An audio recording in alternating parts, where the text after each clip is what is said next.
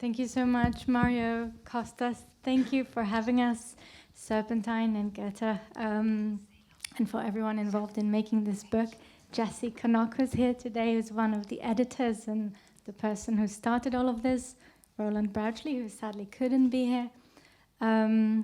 We're going to talk for about half an hour about some works that are in the book, and in general, I suppose, try and squeeze 10 years of work into 30 minutes, very fast slideshow.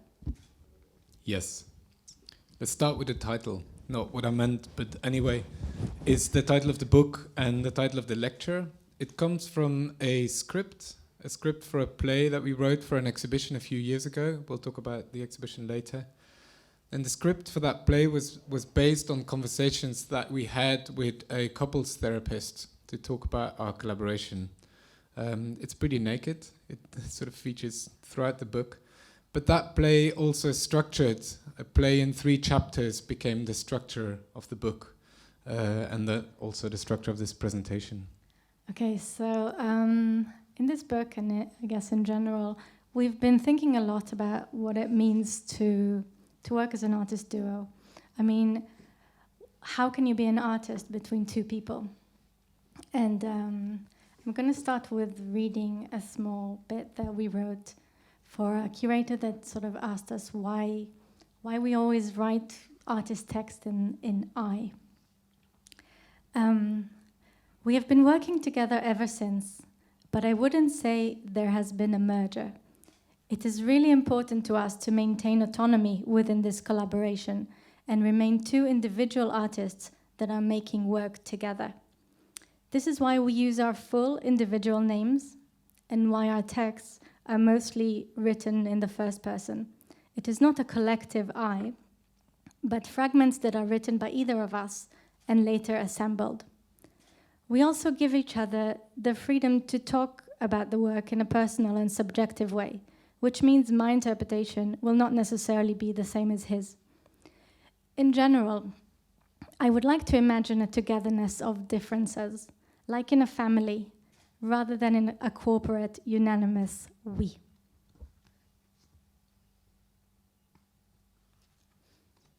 Another word that's quite important for both the book and our practice is apophenia. And apophenia is a term taken from psychiatry. And apophenia means when you sort of perceive patterns or meaning when there isn't any patterns or meaning. In many ways, it's also sort of structures, so disstructures this book. The book is non-chronological, it's very associative. It's more like a constellation than a chronology. And we came across apophenia when we were doing a lot of work around gambling. We were making work on gambling as the contemporary condition, maybe the increase of inequality, the sort of idea of choosing to be an artist. One of the outcomes from that work on gambling, that kind of body of work, is The Odds Part 1, which is a film in 3 chapters. So the first chapter takes place in Tooting, in this building, which was a cinema designed to look like a church and is now a bingo hall. So we kind of saw this building as performing this trinity: culture, belief, and gambling all at once. Show a little clip. You have to run. 31. 13. Unlucky for some. Down on your knees. 43. Number 10. Lions Den. 81. 8 and 1. Sell your guns. Sell your guns. Sell your guns. Sell your guns. Sell your guns. Sell your guns. Sell your guns.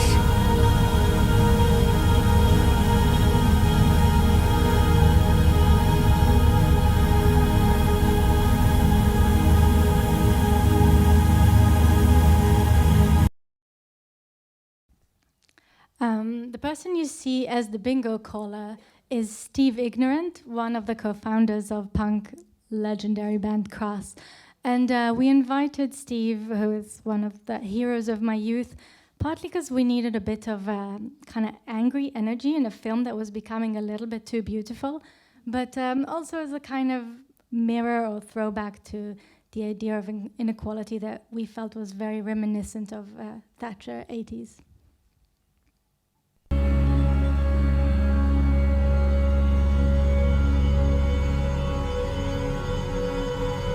Art is more introvert.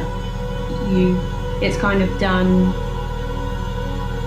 for you and maybe a select amount of people, whereas entertainment, you're trying to get a reaction, you're trying to make people feel a certain way. I think entertainment is harder to achieve maybe than just creating art.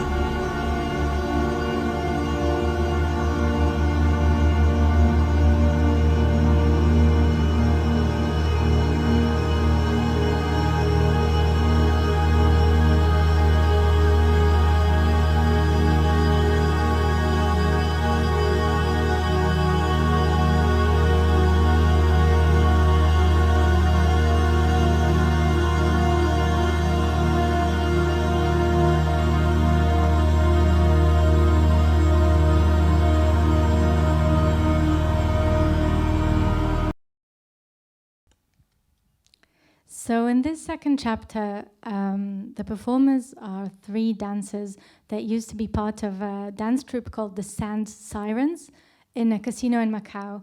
And we invited them to talk about their ideas about the world and art and their dancing. And we were quite interested in their lives, but also in this idea of a functional choreography. And there was something very beautiful. I felt that the name of their troupe, the Siren, these bird women, from them, historically meant to be luring you to your downfall. And there was also kind of a nice reference there with their very feathered clothing and these bird women. That's, according to translator Emily Wilson, their power of seduction was knowledge rather than sexual, which I thought was quite interesting considering these women were dancing in that place. For some reason now I'm going to bring up atmospherics, which is something this body of work sort of brought up. So atmospherics are spatial strategies. They operate at a level that is not consciously detectable.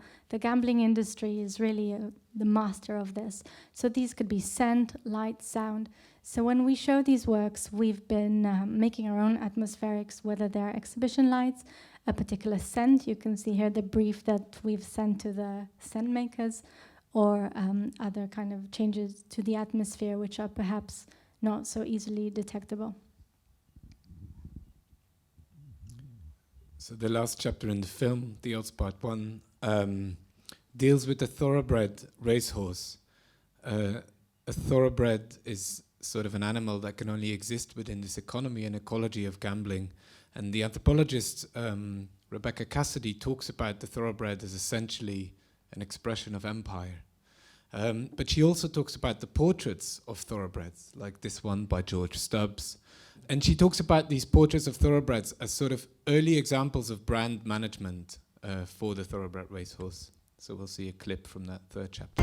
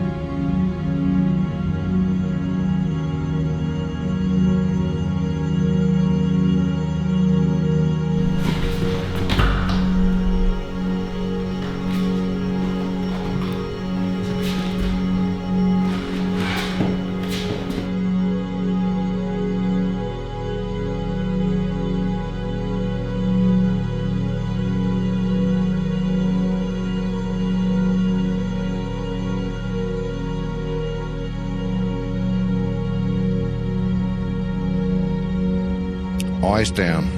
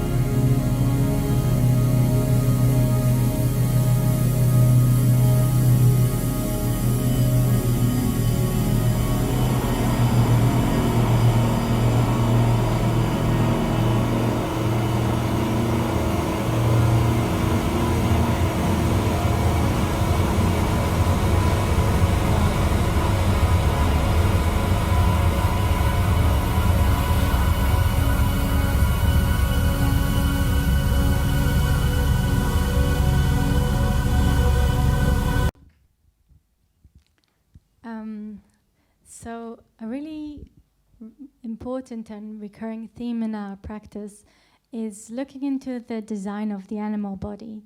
So going from the thoroughbred racehorse back 6 years before to Japan, where we've been looking into goldfish and following goldfish breeders in Japan and looking at the setups and rituals through which an animal becomes a designed object.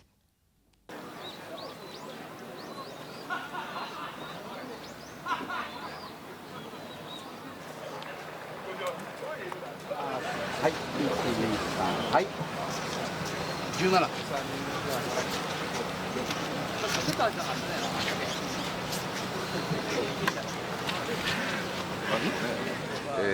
竜頭、それはドラゴンのようにこう竜ですね、竜のような竜頭、あとは獅子頭、大きくはその2つで、あとは尾っぽがこういう風に開いていると、尾の先をこういう風に垂らすんです。垂らして、要するに裾、洋服の裾がありますよね。それをひらひらさせながら、着物をひらひらさせるような感じで軽やかに泳ぐさ。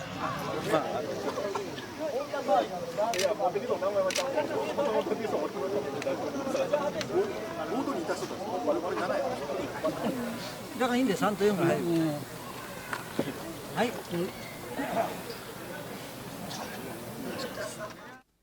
So, if we think of animal breeding as a sculptural practice, there is so much fantasy, culture, belief that we can find that are forming animal bodies. This is not what we think of as pure biology anymore. So the film I just showed you, called King Your Kingdom, was one that we made during research towards making of this work. Now, this is a fish that we have designed and bred in collaboration with a Japanese scientist. We made an edition of 45 albino goldfish that were engineered for us to hatch without reproductive organs. These fish were created by an amazing scientist called Professor Tuur Yamaha in his laboratory in Hokkaido, Japan.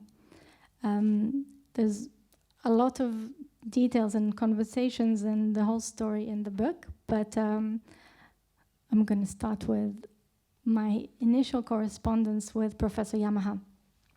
So he asked me, why sterile? And my answer was, most pets designed through selective breeding are sterilized after birth. This is an important stage of turning an animal into a product. Stopping uncontrolled reproduction equals protecting copyright. I want to highlight this logic through the design and creation of an animal born without reproductive organs at all, a biological product in essence. By doing so, I hope to explore the meaning of infertility, the classification and perception of an organism which is not a link in a chain, but a being which encapsulates both the beginning and the end of its existence. I also wonder if a species that does not depend on sexual reproduction is in some way protected from extinction. Maybe a breed has better chance of survival if it enjoys a commercial success and is reproduced according to rules of supply and demand. I wonder if the evolution of the animals of the future would rely on a good business plan, free from the uncertain dependency on the complex networks of nature. So we spent quite some time with Professor Yamaha in his lab in Japan. This is our fish when they were born. And our relationship with him was maybe the most important part of this work, and I guess a really important part in our practice in general. We spend a really long time, we build relationships, these works come out of very strong human connections. And these fish then came to live in our studio. They were our pets, we loved them. So we sometimes talk about our work as a situated practice, and Kostas hinted towards it, as is also written on the back of the book, but in which a situated practice, one could say, is when the work is not just made in the studio, but it's somehow made in the context, which often results also in a kind of practice where it's hard to tell apart the research, the process, and the outcome. So when you're making a genetically engineered goldfish, for example, us ourselves, we're really confronted. It throws us in the middle of the ethics, the politics, the technicalities, the legalities that surround breeding / genetically engineering an animal and shipping it. And in that way, we're staying with that process. We're in the middle of that process. We're not outsiders of it. We're sort of staying with these problems. We're staying with the trouble.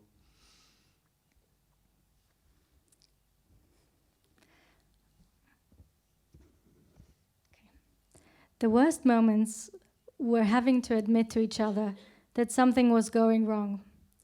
Once it was acknowledged, it was real.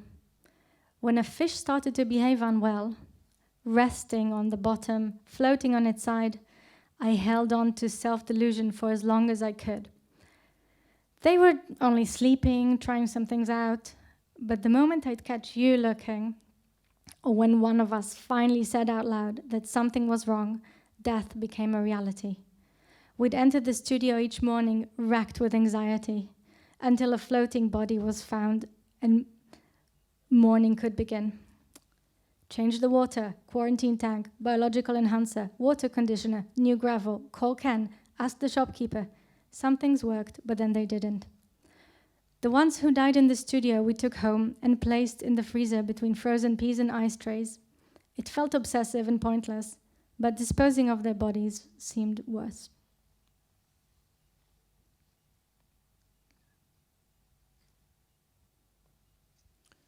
"75 Watt" is a work we made in 2013. For this work, we designed an object specifically to be made in China. And the object has no function other than to choreograph the laborers on the assembly line assembling the object.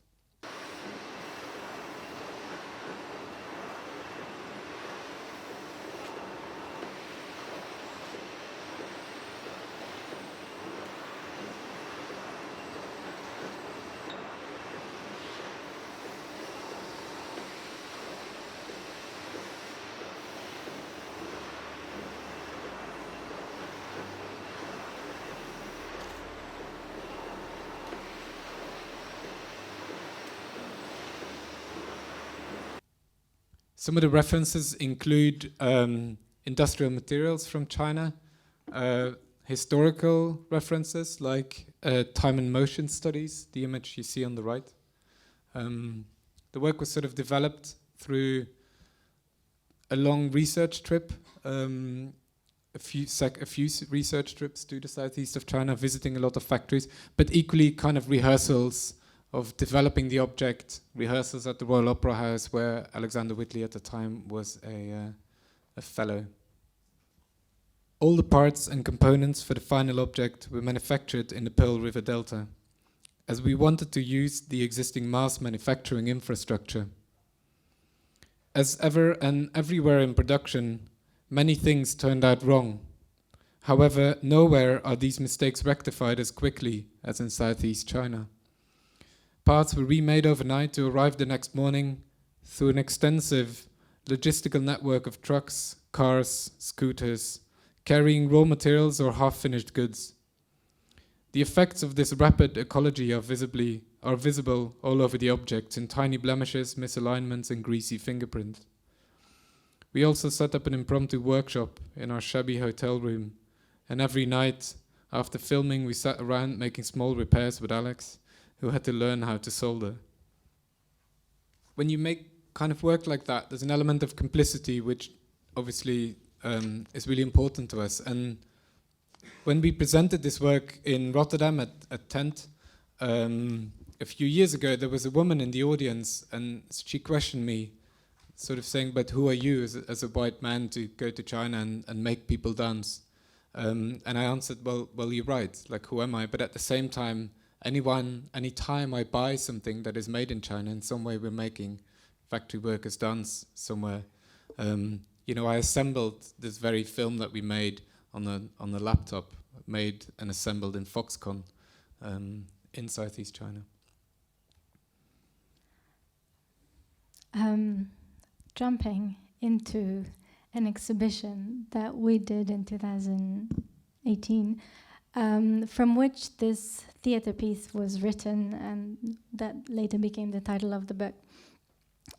We were invited to do an exhibition in a theatre, and we found the space quite challenging, but then we thought we were quite interested in the theatre structure. So we thought, how about instead of just putting on an exhibition, we're going to rehearse an exhibition. So we've devised this exhibition in 5 rehearsals, curated by 2 curators, a fellow artist and a theatre maker. And every 10 days, the whole place was completely reinstalled. And what we asked from these people we invited was not to curate a show of our work, but to use the work to think about how do we exhibit process.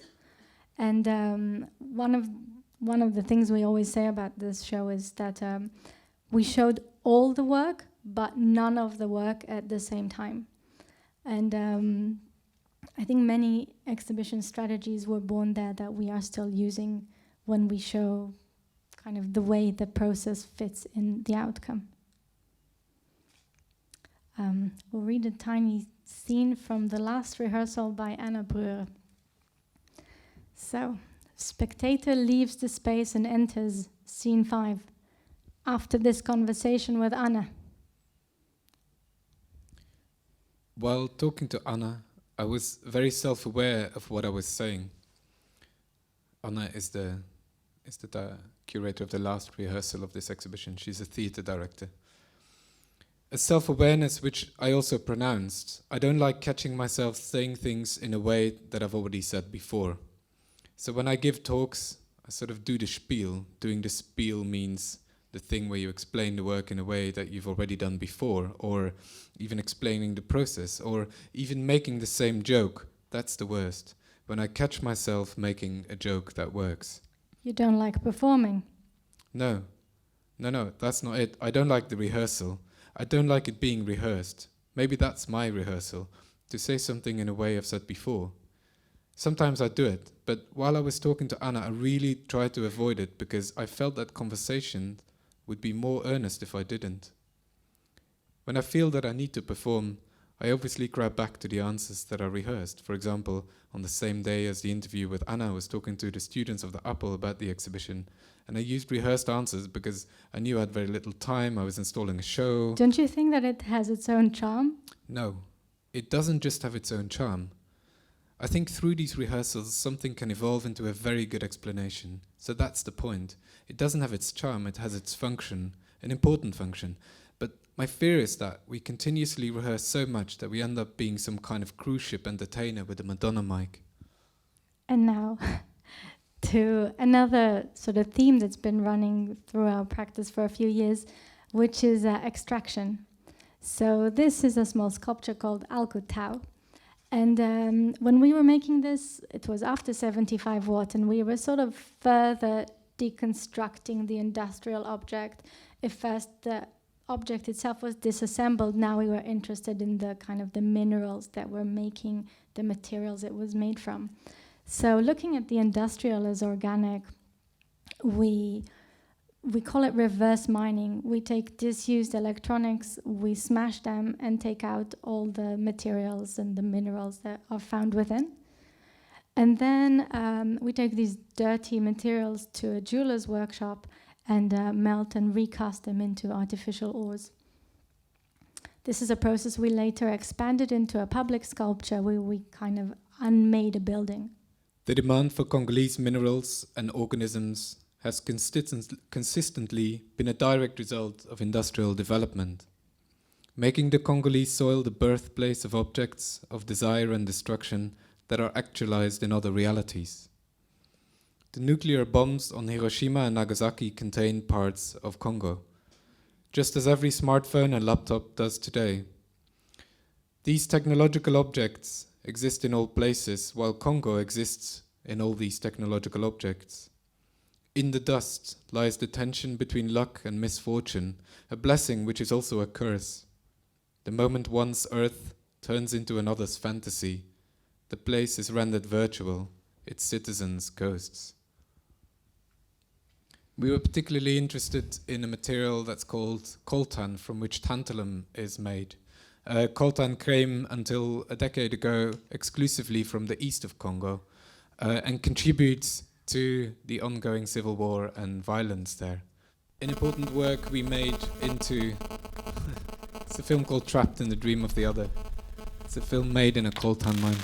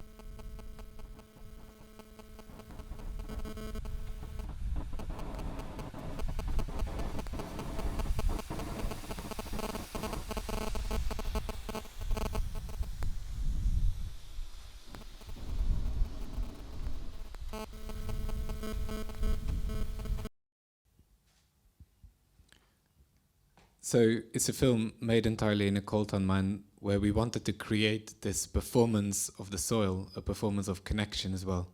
And the performance of the soil is created by this fireworks that we made in Liuyang province in China, in Liuyang, a town in the Hunan province in China, which is the thing that allowed, on the one hand, to create this performance of the soil, but on the other hand, allowed us to activate that supply chain between China and Central Africa. So this is a work made from photographs that we took at this site of the material of Virtuality, which was then rendered through a game engine. But and then we use these images, we print them on theater voiles.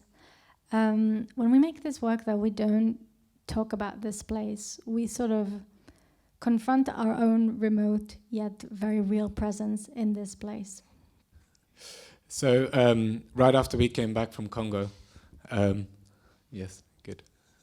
Right after we came back from Congo, there was these protests against the president at the time and his refusal to resign, President Kabila. And Revital spotted this image on the internet, an image by Agence France Presse of the protests in Goma, which is where we were working in the east of Congo, and it featured this pink fireworks. Now, when we were importing 100 kilograms of fireworks into Congo, there wasn't any fireworks in Congo and almost none in the whole of the African continent. So I was pretty convinced it was ours. So I kind of text Adolf, our fixer, and on WhatsApp, and I'm asking him, like, Goma's in the news today, and there's pink smoke. Is it our smoke? And Adolf reassured me and says, it's not ours. It can't be, because I sold it.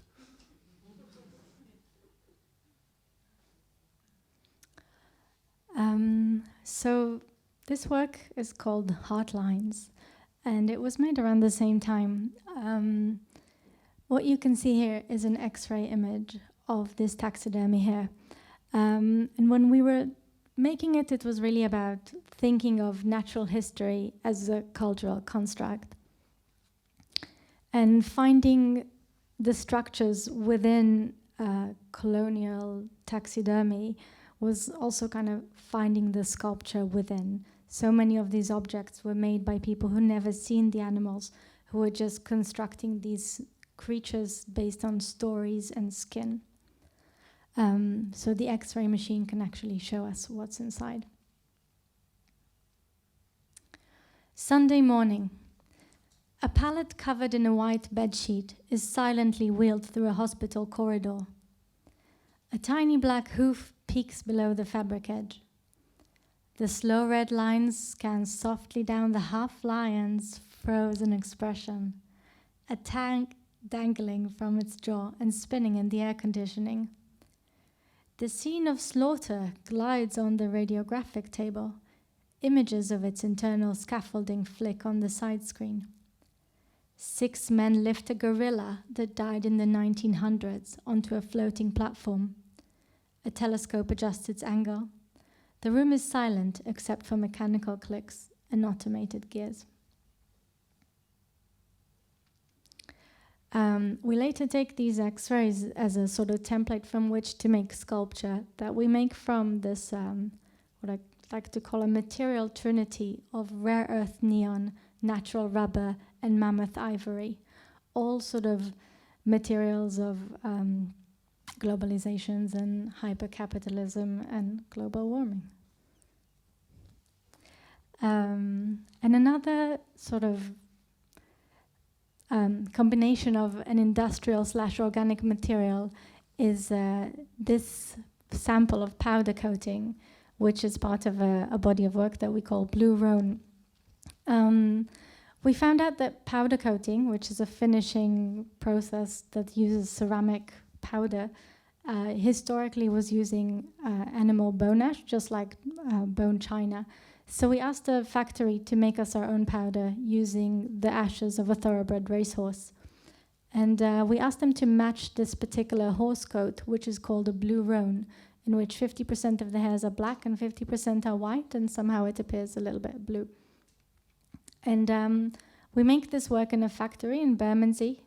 Sort of, we often go back to this idea of appropriating industrial facilities for the creation of unique artworks. And we call the results, we call them horse paintings, although they are material rather than formal. Okay, and the very last thing, we're going to touch very quickly on the work we made for Serpentine last year called Heavens, that we worked with Lucia and Costas. Heavens was a film made for a planetarium setup, suggesting a creation myth that fuses the boundaries between deep sea and outer space. It revolves around a libretto written through multiple minds, set to music by Pandai Jing. You dance in your own room. There's no mirror and you've never seen yourself dance. So you have no visual representation of your dancing, and yet you're just dancing. In a sense, it's expressive, but it's not representational. Not only because most dance is not representational in the sense that it's non-figurative, but it's not representational in the sense that you're not required to imagine another. You don't have to have a sense of yourself to have a representation of yourself, to do this expressive thing. Just below the surface of your skin lie many thousands of color-changing cells. These chromatophores, alongside other cells, form a system that allows you to change your color across space and time into complex, colorful displays. Yet, like all cephalopods, you are believed to be colorblind. You dance in the middle of a rave. You sweat with thousands others in a badly lit space. A loud beat synchronizes your body with that of the others, and you know they're there, but you don't see them. There's expression without perception. It's ecstasy. There's no meaning. There's no figure. So the work started from the scientific paper, which may be accurate or not. That doesn't really matter. What was very inspiring to us in this proposition that says that the octopus was a squid infected by a virus that fell on a meteorite from outer space was the idea that our ecology is actually much bigger than this planet. And I'll show a little clip. Fire. If we keep expanding, up is the only way to go. Enter dragon to escape our eventual extinction. Falcon heavy will remove us from some doomsday event. We float up to morning on its best day. No rain, no earthquakes. On Mars we will dig out a sea of solution, an oasis against the backdrop of infinity. I went into the wilderness and I reigned. Rapid heart beat. Rapid breathing. Pale skin. Flushed skin. Dilated pupils. Cold palms. Trembling.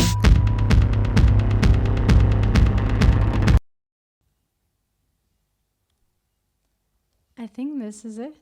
Thank you. 10 years and half an hour. Thank you.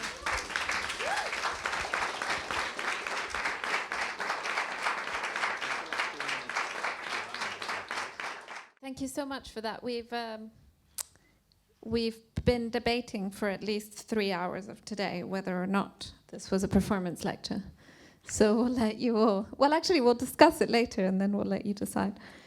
In lieu of giving a sort of introduction as to some profound insight into your work and why I love it so much, I just thought that the best sort of love letter to your work that I think, maybe not the best, but the most sincere, is probably in the shape of the essay here. So I thought I would just read 2 paragraphs on the gambling works and then ask you up to 15 questions.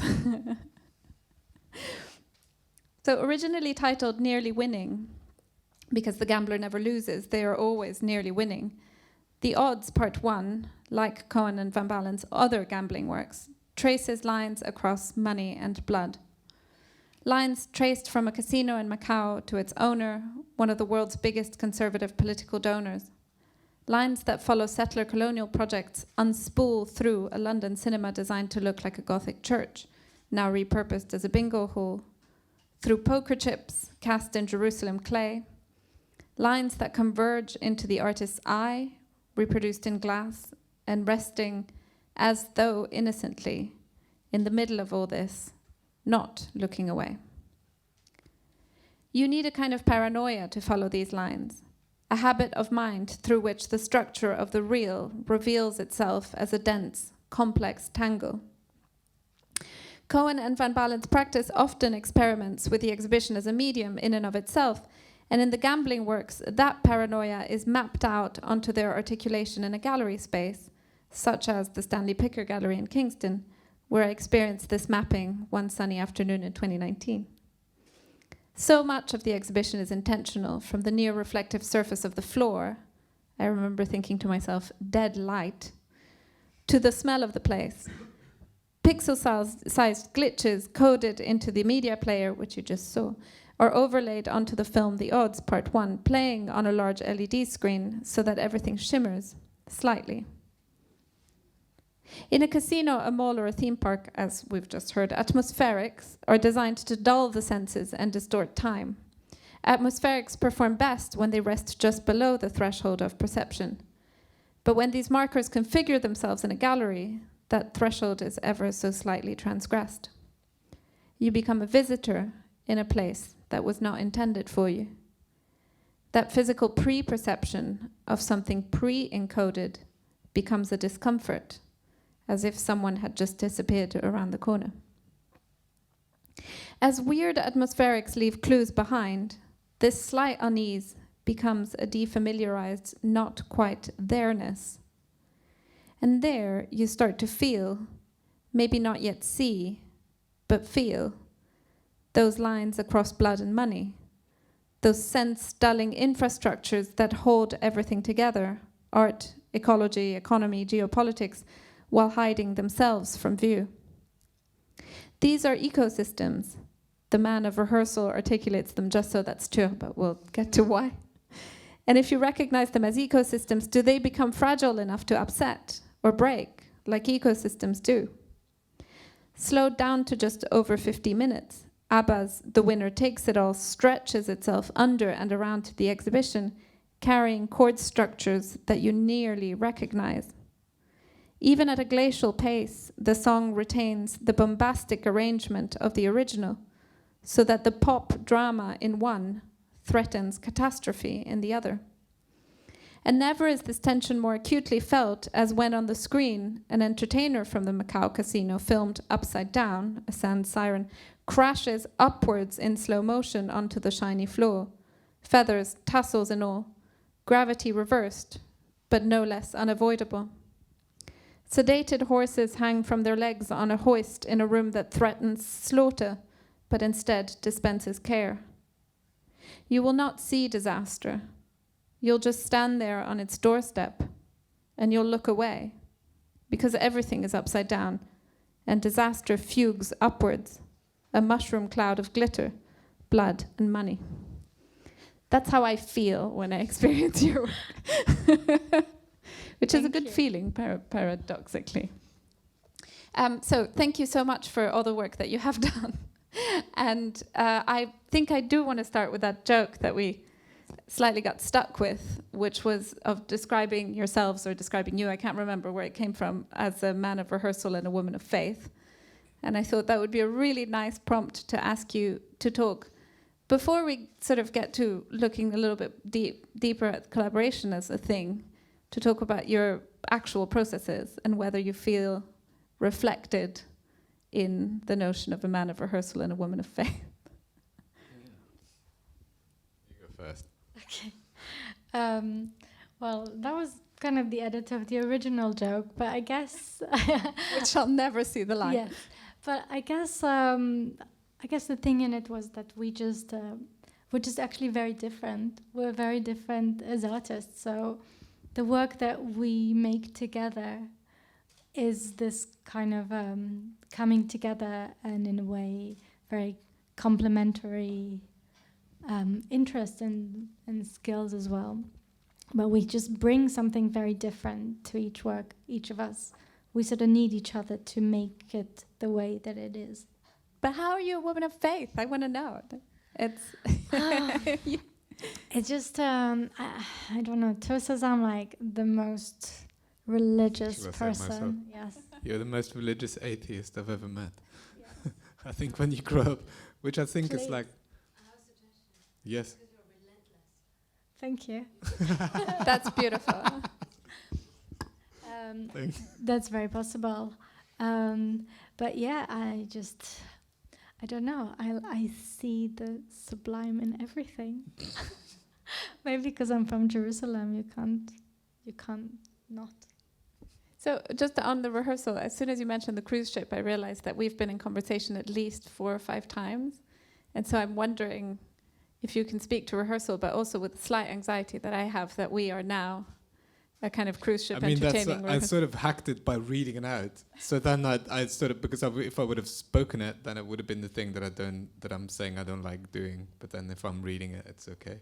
No, I think the rehearsal came also maybe from an interest in performance also, or growing up in 90s Belgium and being very interested in dance, maybe more than theater. But I think, which is something that I feel with me, like, informs the way I like to work. It's very iterative and making things and then screwing it up and making it again, and just I think it's just how I work.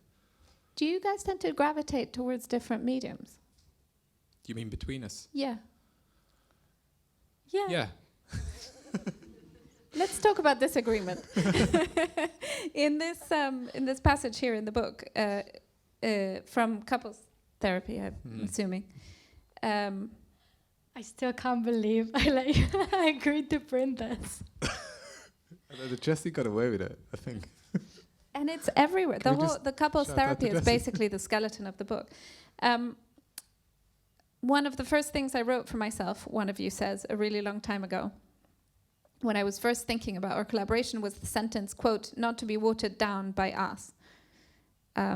I guess that's something that occupies me a lot. How do you not dissolve into each other? How do you keep some sort of boundary? Now, you've touched upon this, of course, in your perhaps performance lecture. But I wanted to ask you what the space for disagreement is in something like the collaborative practice that you hold. How much of it is there? How important is it? I'm wondering, does anyone I think it's... if it's like assistants from our studio, because you should ask them. I think, that was me, and it's something I still worry about a lot. I'll speak for myself. I'm not a natural collaborator. I find it actually very hard, but it's more that we just loved each other and we wanted to be a family, and Still love each other. Yeah. And it just didn't make sense to be competitors, and but the second book is just writing itself. Huh? No, I think the space for disagreement, like in more concrete ways, is often at the beginning of the work, where we have a vague idea about something that we're interested in that sometimes comes out of making previous work, and then it's sort of, but what's the nugget? And there are sort of transcripts of that in the book, and that it's sort of fleshing out as what's the nugget, where are we gonna sort of start diving into this, and that can be quite contested in a way that we've had sort of assistants in the studio that kind of go well, I'm just gonna go for a cigarette outside now because this is quite intense. But then I feel after that, we to come back to your previous question about do you gravitate towards different media, there is a more kind of maybe efficient division of labor where, and Revital works a lot with text, and For Heavens has written most of the libretto, and then I work with film, and I do a lot of the filming and the editing and stuff, and so then it becomes much more of a kind of power of both of us. And it's funny because almost all the works have some kind of autobiographical element within them of one of us, but under this umbrella of the collaboration, it is, I suppose, a lot less visible than an artist that's kind of works by themselves. And yeah, that's just I don't know. Sometimes I wonder if that's some kind of a protection mechanism of a kind of being too vulnerable. Sometimes I struggle with that, of maybe kind of it feels like that's a shield that's in the way. And now, talking about making the book, you've mentioned a little bit that it's quite all the works, the practice is somewhat disarticulated into the pages of the book, and it's actually amazing. And this speaks to the genius of sort of your concept for that disarticulation and the editing and shout out and the design as well, because it's very difficult to actually make a linear structure like a book be non-linear. So I was thinking about the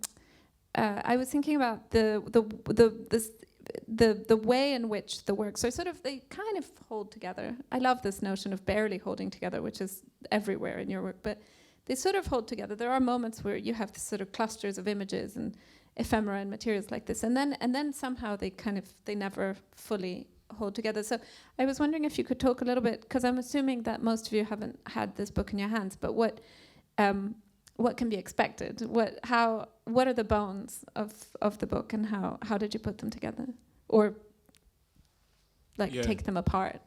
Yeah, I think one thing is that what I mentioned is that the book is not it's not chronological, but also because a lot of the works come out of other works, and there's a lot of kind of cross references, so that there might be. Revital compared it like a few days ago to like an album in some way. There might be like a kind of a series of works around Congo that take like maybe, you know, like a few years that we're working and returning to Congo, and works come out of that. And we sometimes or often have a vague idea about like a work that we're going to make, and then others come out of that. So that might be considered like the Congo album maybe. But these overlap in time with other works that we're making, and I think we wanted to reflect that in the book. So it's not just not chronological, we also didn't necessarily want to have like all the Congo works there. And so one way that Jesse or Roland, or I'd forgotten who initially came up with the image numbers, there's no page numbers in the book, or there are at some pages when there's essays, but there are image numbers, and all the images are numbered, and they have a caption ranging from a very small description of what you see in the image to like a more elaborate anecdote that is related to it.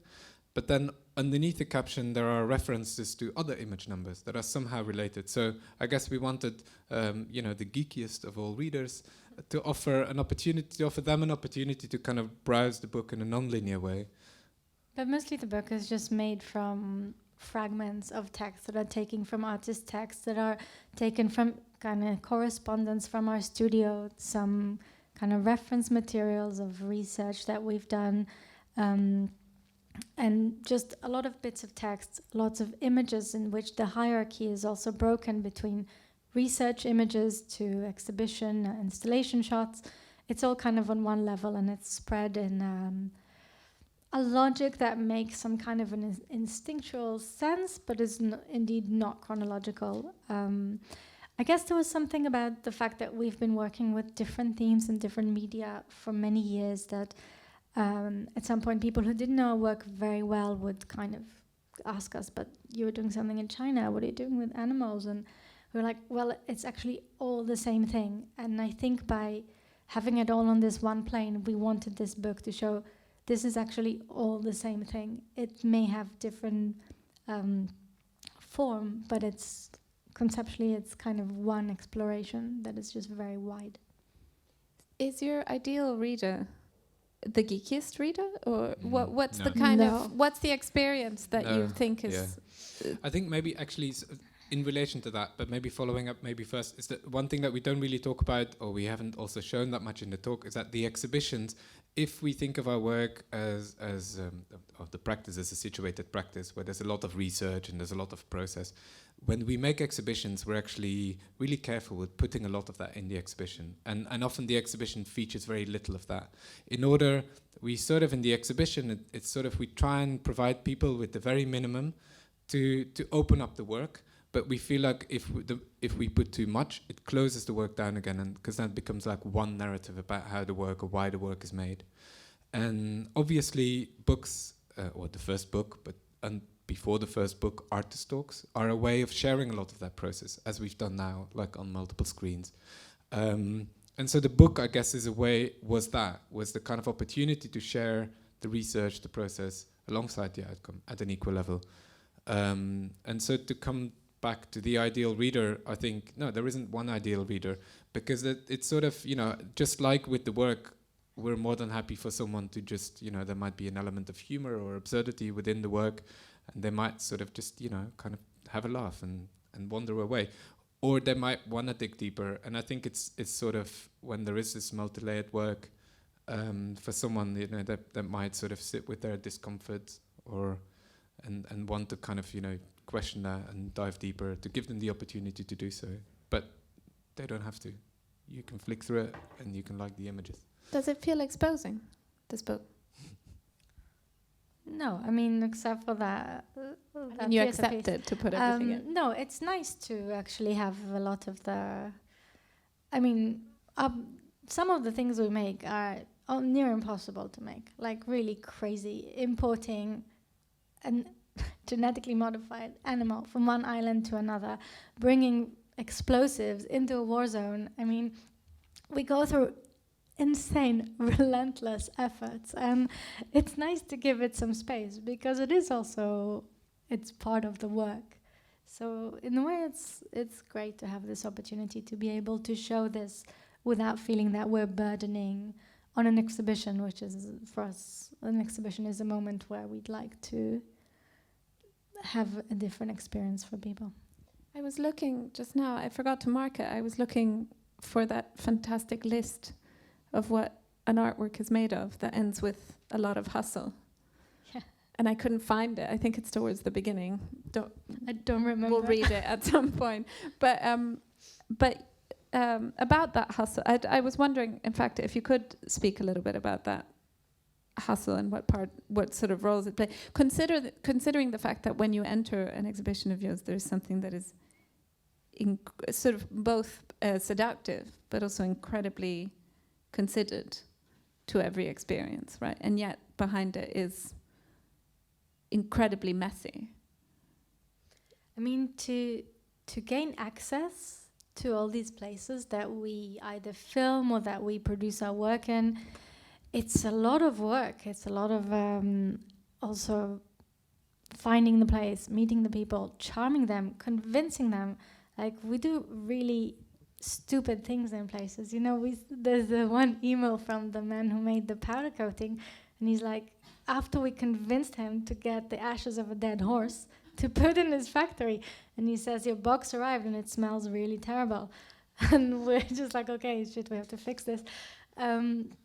We just somehow have to push people to agree to be in these situations and help us just because. So that is like, yeah. Yeah, but I also think it's not, we're not doing it because it's hard. Like, I don't think we're not masochists. No.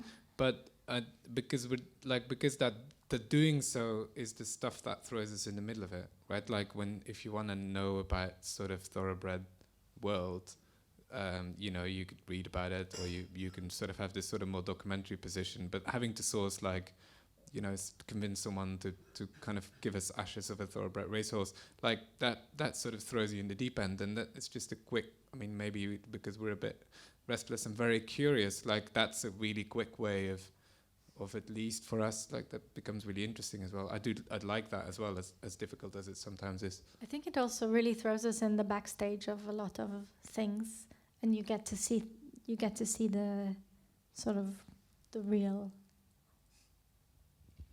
So one of the things, speaking of that hustle, one of the things that I find so fascinating about your practice is that it often sort of, I wouldn't say reveals or makes visible, because of this kind of re-encoding and re-encryption that then happens when you turn all the process back into the work.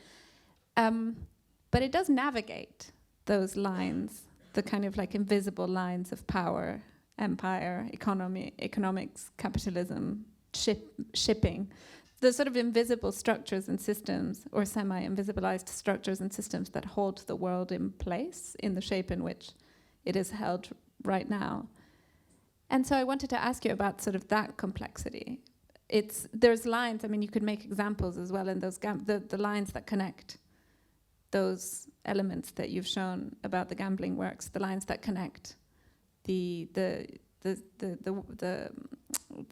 elements of the work that are entrapped in the dream, etc., etc., etc. I mean, where does one stop? But can you talk a little bit about those sort of, you're taking on the infinitely complex disposition of power on the planet, in the globe, I should say.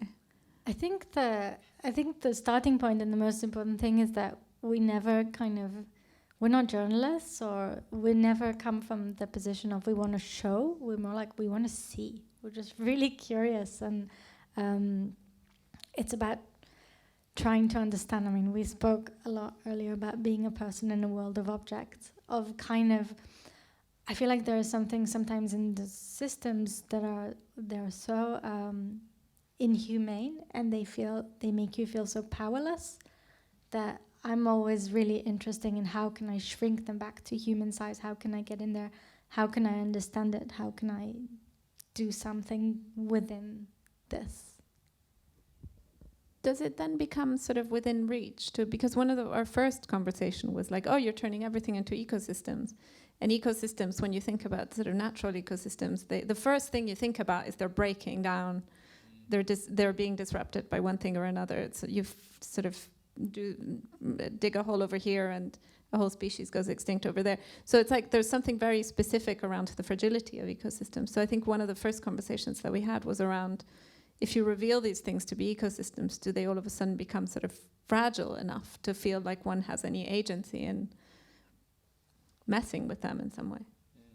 But they also, I think they do. And when we were thinking around animals as objects or other forms of things that we perceive of as nature but aren't nature, or the impossibility of nature, and then that like sort of credit cards are nature because they affect like these ecologies and we can't unthink these elements out of it. That indeed, like they just are ecologies, right? Like and to think of them as ecologies is really helpful. And then the flips or the other side of that is that then to think of the fragility of these. But I'm not 100% sure fragility is or collapsing is the right word, but at least kind of malleability or the way that these things are connected, which also isn't. I feel like on the one hand it's like, oh, you're tackling this like amazing complexity, and I sometimes have that with students as well. Like there's sort of students are making work and then they go like, oh, but they feel like they need to understand like the full complexity of this before they can even start making work. But the flip side of that is actually, well, it doesn't matter, because if everything's connected in some capacity, it really doesn't matter where you start. You just pick up one thing and you sort of shake around with it, and just as long as you're open enough, you'll figure out like where else the stuff, the ripple, like just look at the ripples, and so the complexity in some way can actually like make it really easy, and also because it doesn't matter where you start as long as you just do something and be sensitive enough to look. And I think calls that taking seriously. You start at any point, and then as soon as you start taking seriously the point from which you begin, then it's all the ripples begin to become visible. I really liked this difference that you make between a journalist wants to show and you want to see. I wonder, is that a kind of a fairly adequate way of talking about an artist? Just honest. Potentially. Let's talk about encryption then. It just occurred to me for the first time as I was watching this performance lecture that so the reverse engineering process that takes you from a computer hard drive to ore to mineral is a process by which the object that is revealed itself as a whole, and it sort of black boxes all technology black boxes all kinds of things, so it's sort of designed for you not to see how it works, is then exploded into all the different bits of like component bits, almost like atomized into its component bits, and then you put it back together. So you reverse engineer it into that splayed open kind of anatomy of it, but then it sort of recrystallizes as a mineral. So it occurred to me for the first time in hearing you speak about this again, that in a sense that relationship between like starting from a point, fully diving into the complexity, emerging at least in the backdrop of your practice, these lines, and then somehow closing them down and like recoalescing them into something is a little bit what you do all the time. And a thought that I had to do with feeling, because so this happens, and then you end up with these objects, but these objects are just they have an element of paranoia, discomfort. They sort of don't sit right. So all of a sudden you've gone from essentially what is a very comfortable, very functional telephone or whatever to something that just doesn't fit exactly right. And so there's a kind of like a consciousness transformation that also happens. So I wonder if you can speak a little bit to that. You don't have to agree. It's just, I don't know. It's just like it's something that is sort of, it's almost like denaturalizing something that is is sort of pushed on the contemporary condition to feel like it's natural, but it's not. Yeah. I think that's important though, in a way that I personally, I don't, and this is a conversation that we had with Celine like a long time ago, or you picked up on it and I said it and you were like, yeah, but that's kind of important, is that I don't as an artist, I don't make work to make people feel comfortable.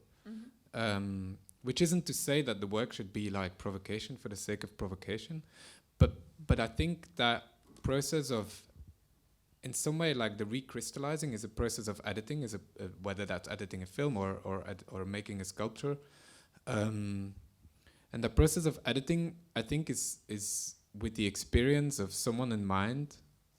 Well, I mean, of ourselves as a first audience, but putting a thing in front of an audience in an exhibition often, which is important because, you know, and that doesn't have to reflect always accurately what happened in the making of it. Right, those are two different things, and that's really important also to know them as two different things. The way, like, I don't know, there's so many, you know, the way that we were with the factory workers in China and all these things that happened, and you know, that's more like the practice. That's my own ethics, and I need to square that with myself, even though I'm putting myself in a difficult position. But I can still translate some of these difficulties in front of an audience, and that doesn't have to be. It doesn't mean that, you know, I behave like that. You know, in some ways, I care more for those people, the miners in the mine in Congo, then I care. That's important. They should feel good, and I feel that needs to be good. But an audience, like, it's fine that they feel a bit uncomfortable. I mean, I don't think discomfort is an accident that you need to, you know, determine whether you feel okay with or not. I think it's like, it's an intention, to a certain extent. Sorry, you did say it's not about making people feel uncomfortable, but it is about something not quite fitting. Like the smell that you had designed. There was for the gambling works, and in the Kingston exhibition, you had the smell. You commissioned the smell, and purposefully. I mean, we were talking about a flower that makes a smell that makes flies think that it sort of emits a similar smell to a dead horse, right? So that was the element that you wanted to put in there. So it's this. But this is like, I don't know, I think you think there is some like great strategizing going on. But to me, it's more like a kind of serendipity. I'm just like, oh my God, there's a horse. It's dead in this place. Then I find this flower. It smells like a dead horse. But if you use it in perfumery, it's meant to evoke the smell of the sea. The sea is like where the Sirens were. And that's the name of the dance troupe. And like, in my head, apophenia is just like a very coherent, closed system that is... Woman of faith. Yeah. Yes. She's That's, a believer. I mean, literally, you've just described faith. Which, it's so... You mentioned that apophenia was seeing patterns where there were none. Or meaning, yeah. Or meaning where there was no meaning. But I wonder whether that meaning actually is that... it's... Maybe you're also believing. Just because you're no, in the sense of like the it's not that there are no patterns, is that those patterns are kind of infinitely fractal, infinitely sort of self-encoding. Yeah. But I mean, funnily enough, in the gambling there are, like, you know, if you think about the way that this deployed in casino design, is, for example, if you go and play roulette in a casino, you'll often see like the last 20 numbers that have fallen on the roulette table. Like, why is that? And you'll see loads of people kind of wandering around and sort of going, oh, it's been black 5 times. I'm gonna go for red now. You know, like, that's pointless. Like, that it's always random. Like the numbers in the past. Like, so there are just no patterns. With the roulette table, it's pretty much designed not to have patterns. And like, but yet there's all these sort of tropes that make you kind of, you know, try and make you believe, essentially, right? Like, kind of like make you see patterns and meaning when there aren't any. And I think that's really powerful as well. It's interesting that computers can't make a random number. True. So all those encryption things with credit cards and stuff, it's like it has to be a really complicated formula because it can't just be random. So it's like we live within that nightmare of like a world in which everything is not random. Speaking of faith, and this is kind of a pointed question at you, Revital. I have always this sense that the works kind of flirt with things that are sort of terrible and very primal, and kind of they tap into something that is like a little bit like the sublime and a little bit like terror. And like that soundtrack that is like, oh, it's ABBA, but at the same time it sort of feels like a catastrophe is imminent and so on. So I wonder if this is an appropriate question, is it fair to say that your work starts, to a certain extent, there are elements about the approach to your work that sort of stares into a kind of abyss of the inner psyche, of the psyche? Maybe, but I don't think that's something that can be intentional. I think, you said once many years ago that all my work is about sex or death, which is probably true. But it's just, I'm really drawn to these moments where there is like great beauty and great violence coming together. I think that within this mixture, there is something very powerful. So, and I don't know, it just kind of, it keeps going back there, whether I want to or not. And never more than in Heavens, which is structured. Can I say that? Yeah, of course. If it were in the book, it would be said. It's structured, the emotional arc of the piece, as it were, or the intensity arc of the piece, is structured around the intensity arc of a Catholic Mass. And so whilst the Catholic Mass and, in fact, the octopus that inspires the piece are completely absent from the making of Heavens, there is a sense of sort of transcendence and redemption and all those things that you're meant to feel. I guess, again, with Epiphania, the fact that it kind of goes back, up and down, it was just, I saw it as deep sea, outer space, deep sea, outer space, deep sea again. It made perfect sense. I wonder if it's a good time to see if you guys have any questions, comments. Hi. Something that came to mind when I saw the fish piece was a sort of the Frankenstein effect that you might have of creating horrible things and like the ethical issues around that. I mean, because you could really teeter very closely by, genetically engineering, wildlife, cracking open things. Is there anything that's off limits, or what do you think about this Frankenstein effect? Mm-hmm. I don't know. I don't see it like that. I think that was just kind of actually a lot of beauty in the creation of this animal and in the care that we've given it. I think we had a lot of questions, and there's definitely a lot of ethical questions, but I think they should come with any animal breeding, and especially when we think of goldfish and the way that they are. I don't know if you could see because the screen was quite low, but there was a bit of footage from the film that we made in the goldfish competition in market, where fish are just kind of being packed into bags and shipped all around the world, where you can buy them in a fair for £1. You'll take them home. You're not going to take good care. They'll die in a week. You put them in the toilet. So I think that what we did with Professor Yamaha was like 1,000,000 times more loving and respectful to a living creature than a goldfish destiny is in our world. Which I think is also like why we really wanted specifically a goldfish for that reason, because it's already such a commodity. First of all, goldfish don't exist in nature. They've sort of been bred away from a carp artificially, but also because it's such a kind of cheap commodity almost. It would have been a lot easier if we would have, say, used zebrafish, which is the model scientific organism for fish, which has labs all around the world that work with zebrafish because the genome is known. But that's why we ended up in Japan, because Professor Yamaha was like the only person that worked with goldfish.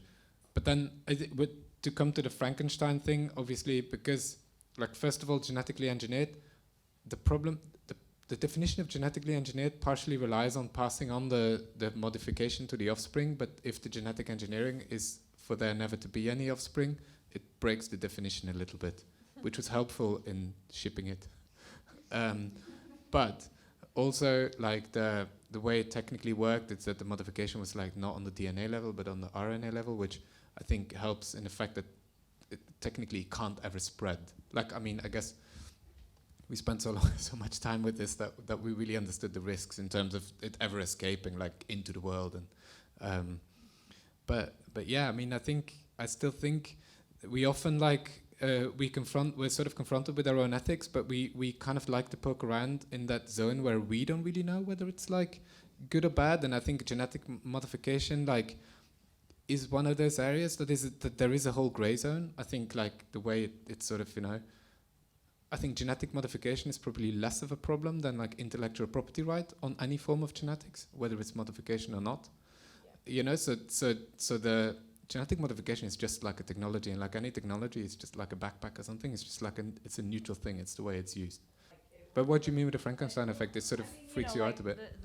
The original book by Mary Shelley, Yeah. Just that idea of what humans can do and what they can unleash in the world.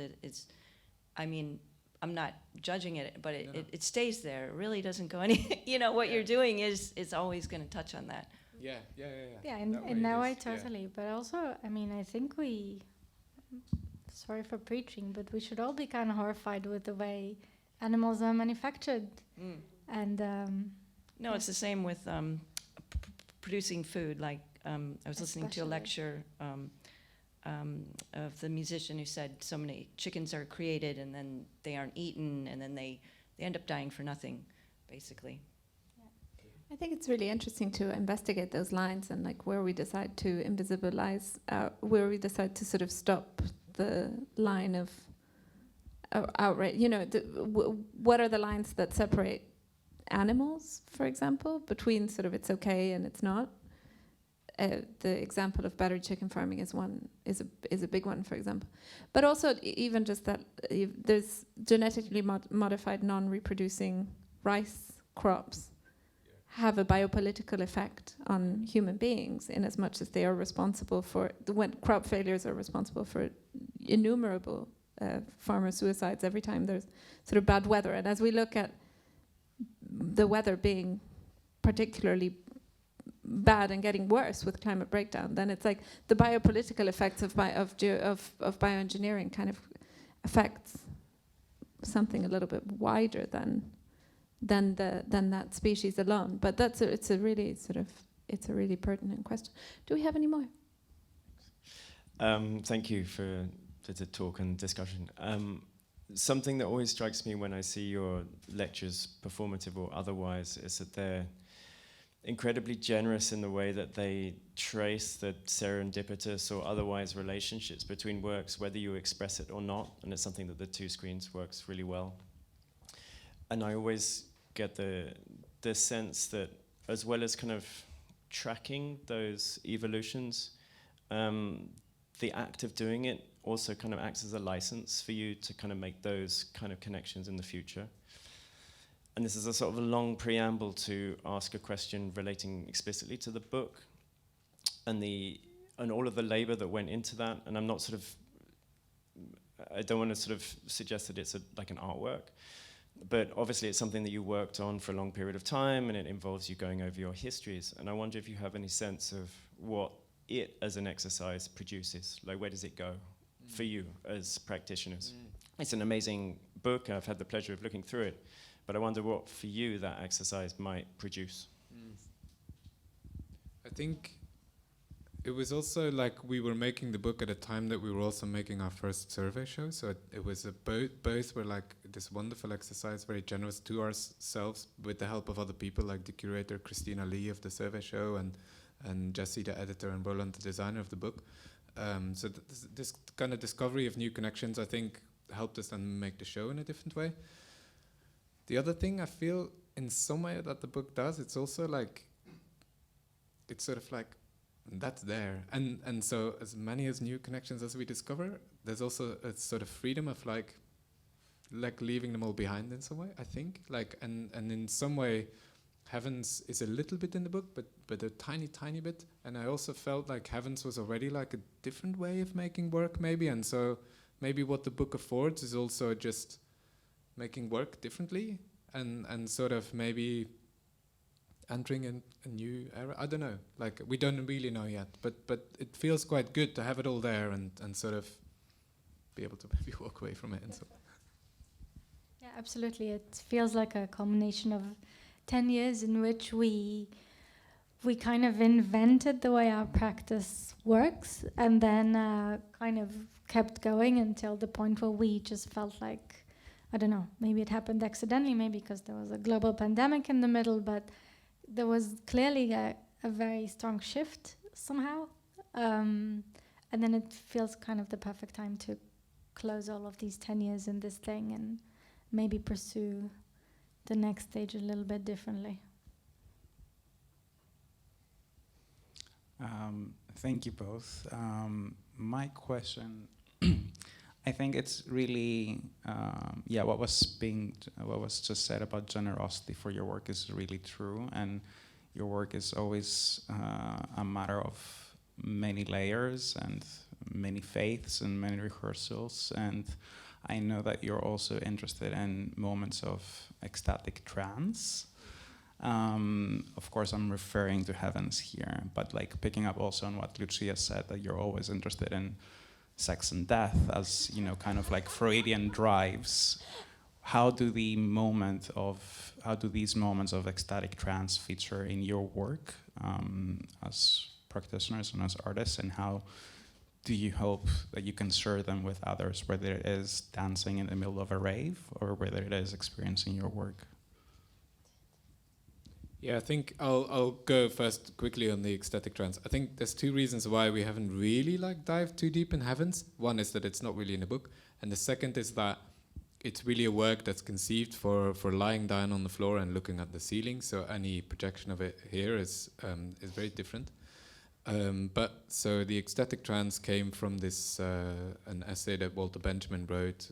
It's called To the Planetarium, where he talks about our relationship to the cosmos, and in many ways that all of these visual technologies, first for looking at the stars, and later for projecting the stars. So he must have seen the first planetarium that Carl Zeiss built when there were still these optomechanical devices with loads of lenses in Berlin before he fled Germany in the 30s. And he talks about how all these optical technologies in many ways have only removed us further with a true connection to the cosmos, which he talks about as a kind of pre-modern ecstatic trance, the kind of cosmic trance, which then we wanted to somehow, right, with the octopus being this kind of raving animal, embody in the work as well, which is one of the reasons why we chose Pan Daijing, the musician, right? It's just kind of rave and trance as a musical genre.